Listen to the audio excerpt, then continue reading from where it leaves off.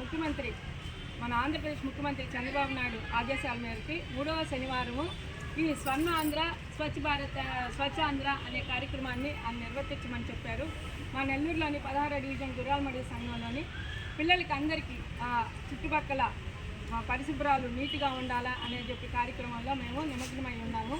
పిల్లలకి మెయిన్గా ముందు కానీ అన్నం తినే ముందు కానీ అన్నం తినే తర్వాత కానీ చేతులు కడుక్కోవాలా, రోజుకి 2 పూట్ల స్నానం చేయాలా, 2 పూట్ల బ్రష్ చేసుకోవాలా అని చెప్పేసి ఒక అవేర్నెస్ అనే కార్యక్రమాన్ని నిర్వర్తించాము.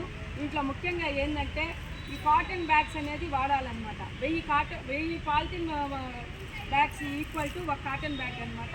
ప్రతి ఒక్కరూ కాటన్ బ్యాగ్ ఉపయోగించడం వల్ల మనకి చెత్త కొంచెం తగ్గుతుంది, ఈ పర్యావరణం కూడా కొంచెం నీట్గా ఉంటుంది. ముఖ్యంగా గ్లోబల్ వార్మింగ్ అనేది ఒకటి ఉంటుంది.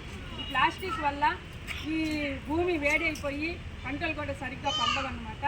అందరు కాటన్ బ్యాగ్స్ వాడాలని చెప్పేసి నిర్ణయించుకున్నాము. ఈ చిన్న దుకాణంలోనే అవేర్నెస్ వస్తుంది, ప్లాస్టిక్ కవర్లు వాడకూడదు, కాటన్ బ్యాగ్సే వాడాలని చెప్పేసి ఇక్కడ ప్రజలు నిర్ణయించుకొని ఎవరు ఇక్కడ ప్లాస్టిక్ వాడకుండా నిర్ణయించుకున్నారు.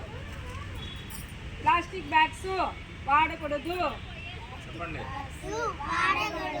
కాటన్ బ్యాగ్స్ వాడాలి.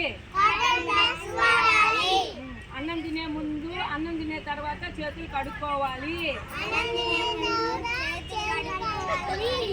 దీనివల్ల మన ఆరోగ్యంగా ఉంటాము. జై స్వర్ణాంధ్ర, జై స్వచ్ఛ ఆంధ్ర. నమస్కారం.